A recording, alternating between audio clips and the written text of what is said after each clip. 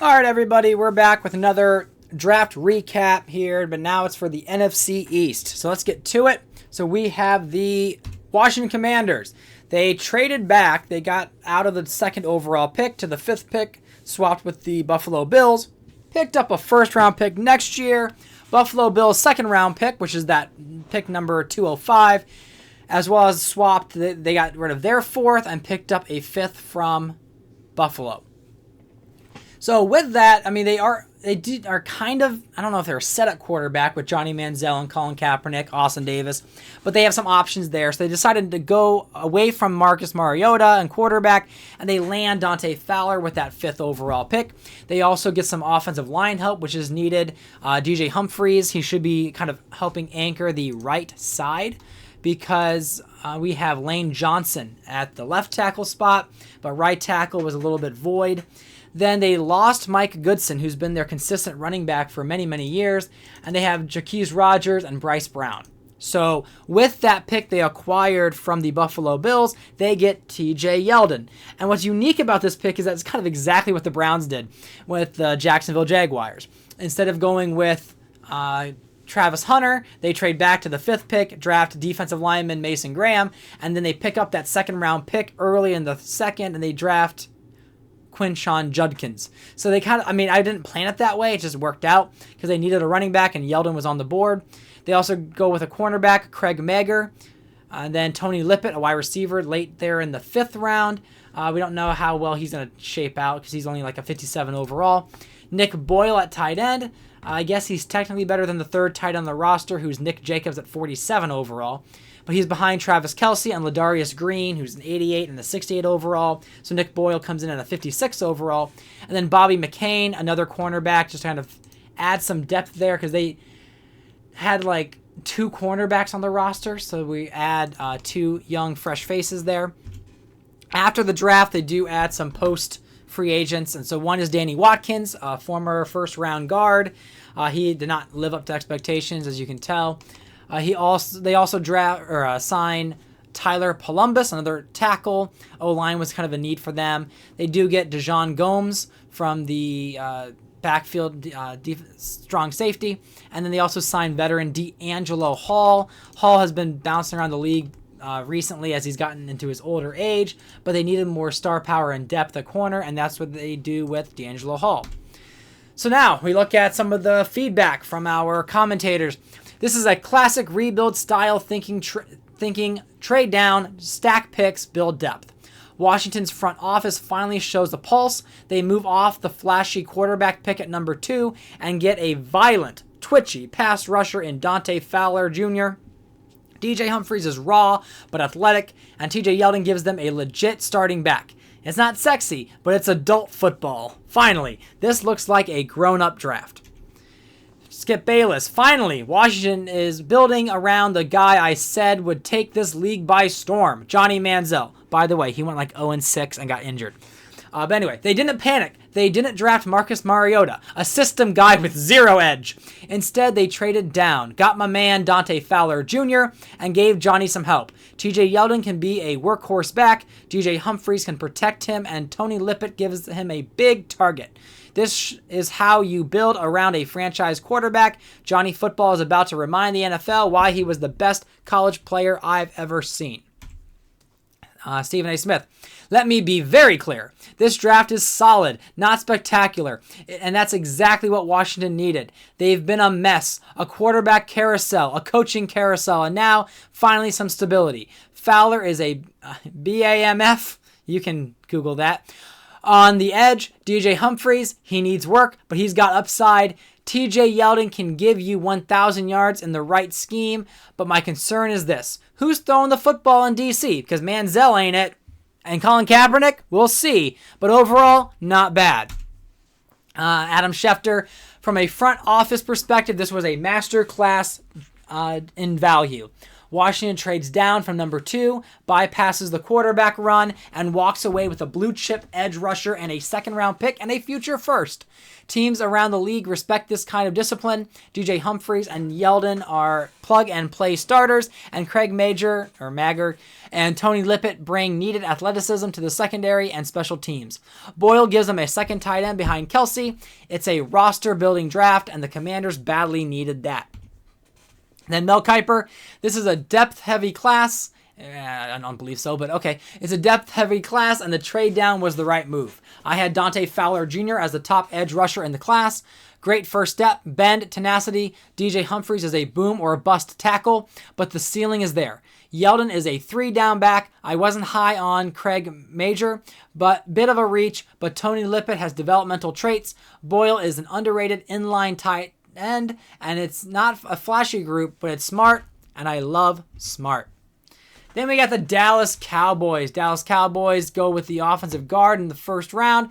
Then they go cornerback. They get Steven Nelson there in the second round, and he's like a 71 overall, probably third on the depth chart moving forward. They get Xavier Cooper there in the third round, so he's only a 64 overall defensive tackle. There seems to be a lot of like Xavier Cooper, just seems like a familiar name there.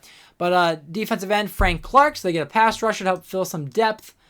Frank Clark, he is like a 67 overall result there, or 68 overall.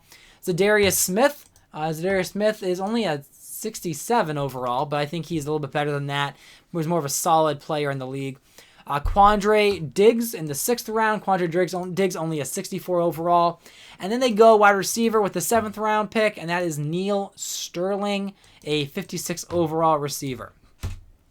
They do make some signings. They grab like 35-year-old Eric Steinbach, more of a veteran presence, a backup guard, kind of to give Mitch Morrison someone that he can block behind. Like a kind of mentor, I guess you could say, because Mitch Morse is a 70 overall first-round pick. Eric Steinbach is a 68 overall, as he's been declining. Julian Vandervelt, right guard, so they needed some more kind of just to fill the gaps here, because Vandervelt was a 68 overall, Mackenzie Bernadou is 77 overall, and they do go with the former Browns defensive tackle, Phil Taylor, who's a 75 overall, to give them a little bit more depth there in their defensive line. As for the feedback, you don't draft splashy, you draft smart. This is a grown-up draft for a grown-up roster. Mitch Morse, tough, Big 12 guy, anchors the line in front of Russell Wilson. 2 pass rushers, Clark and Zadarius Smith, who bring energy off the edge. Quandre Diggs, little undersized, but he hits like a truck and played SEC football. You're not going to win with headlines. You win with depth and trench guys. Shanahan knows that. Bayless, finally, Jerry Jones didn't mess this up. My Cowboys didn't take the bait, no flashy busts, just football players. Frank Clark, he's got some issues, but the kid can ball. Morse is nasty in the trenches, Diggs has dog in him, and let me remind you, Zadarius Smith, that man is going to live in the backfield. Dallas is coming. Russell Wilson finally has a defense that will get him the ball back. Stephen A. Smith, no, now listen here. I'm not mad at this draft, but I'm not overwhelmed either. Frank Clark, talented, no doubt, but he better stay out of the headlines for the wrong reasons. Zadarius Smith, I like it. Morse and Nelson, solid picks, but where is the big offensive playmaker? A number 7 receiver like Neil Sterling ain't exactly shaking up the NFC East. This draft helps them stay afloat. Not sure it gets them over the hump. Adam Schefter, there's a lot of buzz around this Cowboys front office having one of its most focused drafts in recent memory. They filled needs, guard, pass rush, corner, and got tremendous value in later rounds with Diggs and Sterling. Around the league, GMs are saying this class is deep and disciplined, and with Mike Shanahan pulling strings, it has that signature balance of immediate help and long-term upside. A-. Look, when you get this kind of value late, Diggs in the 6th, that's a steal. Frank Clark, if he stays on the field, can be one of the better defensive ends in this class. I thought Morse was a slight reach at 129, but he's a plug-and-play interior lineman.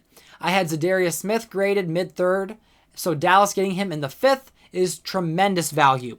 Overall, not sexy, but very productive, B+.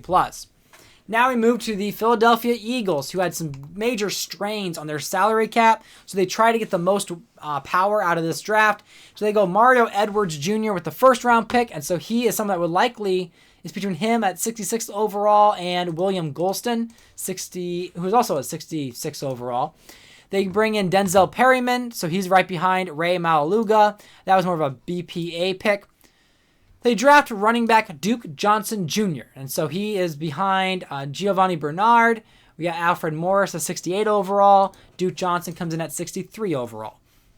Now, Darren Waller was like a 56 overall wide receiver. I moved him to tight end where he played for Oakland, so 57 overall. That to me is incredibly low for someone like him, but we will see if that size and speed translates, even though he's only a 57 overall. But then we have Rodney Gunter, and then Ty Smith, two more defensive players. So Gunter is 65 overall, and he's 5 points below Bo Allen, who's a 70 overall. They lost some of their talent on this team because they had to let them go to free agency. That's why they lost Heath Miller, which is why Darren Waller was drafted. They lost some of their DTs, so now Rodney Gunter has a chance to start. Ty Smith is a 62 overall corner, actually the fourth best cornerback on their roster. They do sign Mercedes Lewis, so they do get a better tight end veteran, but he's old. Aaron Henderson signs, outside linebacker, and then Eric Lorig, a defensive end, and he's like a 60 overall just to fill out their roster. So now we have Colin Cowherd. This draft screams sustainable excellence. The Eagles aren't rebuilding, they're reloading. Mario Edwards Jr. is an ideal fit for a team that already plays fast and aggressive up front.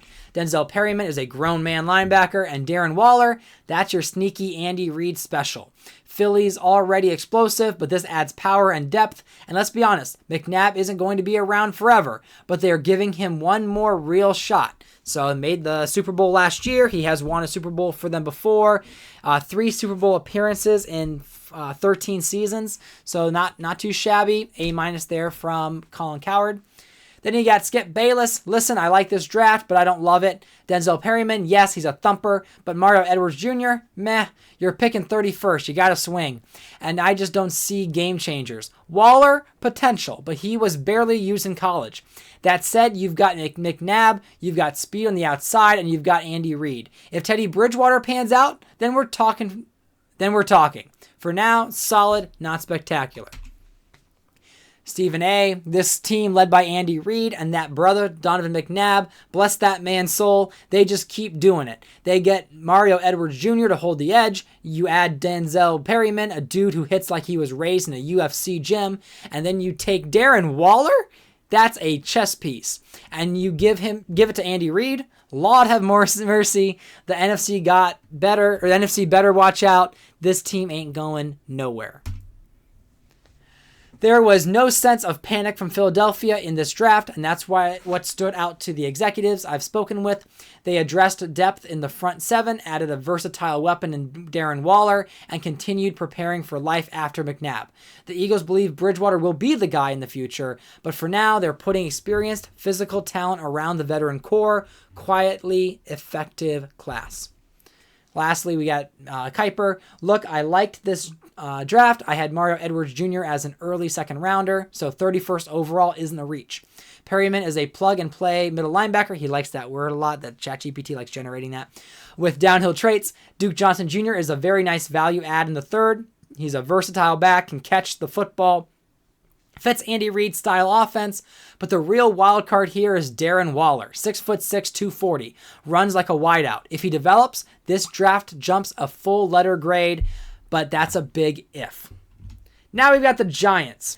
Now the Giants have pieces, but they're kind of struggling with quarterback. They're living with Matt Barkley, a 71 overall. They brought in Eli Manning, who's right now in kind of journeyman territory, 78 overall. So he could get a chance to have his Giants glory here with John Gruden. They also have Kevin O'Connell, who was a former starter for the Titans. But their stars started with like Ryan Matthews and Odell Beckham Jr., Brian Quick, Jimmy Graham. But they go with Kevin White to give another weapon for Matt Barkley, most likely their starter.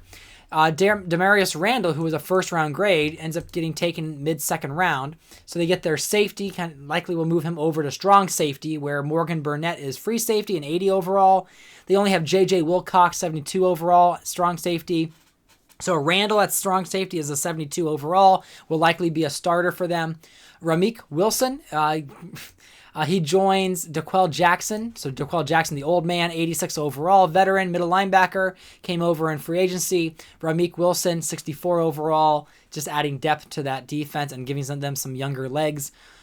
Then they draft Mark Glowinski, an offensive guard, more of a depth pick there. Then you also add Cameron Meredith, very similar to like the Waller brand, where Meredith is someone that is, I think, 6'5". Yeah, he is. No, 6'3", 207 pounds. But I remember him being a tight end, I thought. But he still has a bigger body as a receiver. 22 overall, 63, or not 23 overall, 22 overall, or 22 age. That he's got a 63 overall. So we'll see if he stays wide receiver or tight end. He actually is only 1 point behind Kevin White. Kevin White's only a 64 overall because he didn't really translate well in the NFL. So I guess even though he's a 5th-round pick, only 1 overall point behind their first-round choice. They take Tyler Davison, a defensive tackle. He turned out to be, he's still a star dev, or he's a hidden dev. 63 overall, DT, behind Mike Martin, who's a 72 overall. You may not have heard of him. And Omobi Okoye. So he's 84 overall. So just getting some more depth. They also go even with Elias McCarthy, who actually is a hidden dev. He's a 23-year-old, 60 overall DT. And they also go with Tevin Mitchell, who is their second 7th round selection. He's a hidden dev and 65 overall. So they get some decent, mostly defensive picks where they're good picks in this draft class. Offense was a little weak. They did have a lot of salary cap left over. So naturally they used that on Calais Campbell, who is 86 overall. He's 29 years old, so he's not even that old. But he was just sitting there in free agency, and he sort of bounced around the league because he was bounced around the NFC East because the Eagles had him for the most of his career. Then he hopped on over to Dallas, became a Cowboy, and then Dallas really couldn't pay him moving forward. So now the Giants get a turn with him. So let's just say he's making bank out of the NFC East. You've got Zane Beadles at center. He gives them someone that is more so a backup, but he's a 28-year-old, 73 overall. They have Eric Kush, who's 25 years old, been with the team for 3 years. So he's someone that gives depth to the O-line. They also bring in Malcolm Smith, and I thought he was with the Browns. I got to remember where he landed. But he is a 72 overall, normal dev, behind Paul Posluszny, who's 30 years old.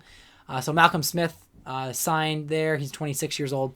And then Aldrick Robinson, just more wide receiver depth, which right now he's a 74 overall. But they did draft Kevin White, 64 overall, and Meredith, 63 overall. They've got Josh Boyce, who's 24 years old and 66 overall.